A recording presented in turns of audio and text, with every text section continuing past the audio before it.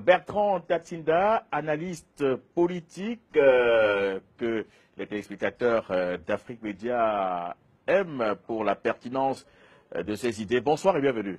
Bonsoir Louis Roger, bonsoir Yaoundé, bonsoir N'Djamena, bonsoir le monde. Un plaisir d'être là à discuter des problématiques encore aujourd'hui très importantes.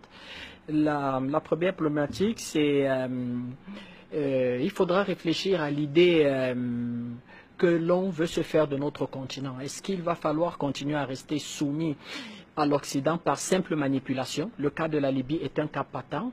Un pays, sans être un pays communiste, qui a réussi à partir de ses matières premières à se mettre sur le chemin du développement, à donner de l'éducation gratuite à ses enfants, à donner un niveau de vie acceptable, à donner des logements sociaux gratuits. Et un matin, l'orgueil d'un chef d'État européen va mettre tout ça de côté et va, par un coup de téléphone à une coalition malhonnête de l'OTAN, venir faire assassiner les dirigeants de ce pays et plonger ce pays dans le chaos, sous les yeux ahuris de l'Union africaine. Il va falloir que les Africains réfléchissent véritablement à cette problématique-là. Est-ce que c'est les autres qui doivent nous dire quelle idée on doit se faire de nos dirigeants, ou bien c'est nous, sur la base de ce que nous vivons au quotidien, qui devons décider de faire partie de nos dirigeants ou de les garder. La deuxième problématique, c'est une question de justice. Vous savez, la justice est généralement appréciée quand elle ne s'adresse pas, de mon point de vue, souvent à trois corps de métier. Les journalistes, les hommes politiques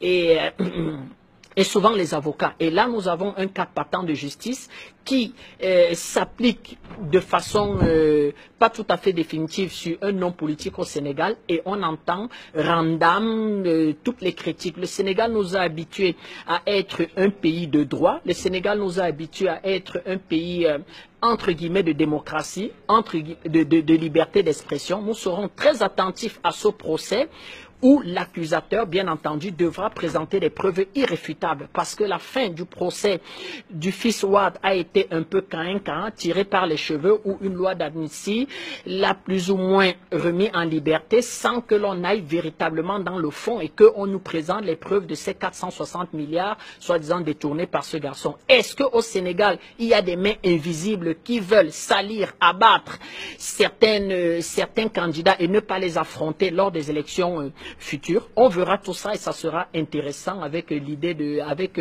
l'ajout de mes co-panélistes ici de réfléchir à cette problématique.